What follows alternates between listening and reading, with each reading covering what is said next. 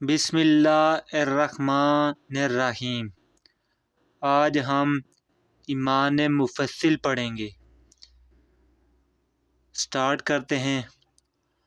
آمنت باللہ و ملائکتہ و کتبہ، آمنت باللہ و ملائکتہ و کتبہ و رسولہ والیوم الآخر والقدر خیرہ و شرہ ورسولہ والیوم الآخر والقدر خیرہ و شرہ من اللہ تعالی والبعث بعد الموت، من اللہ تعالی والبعث بعد الموت۔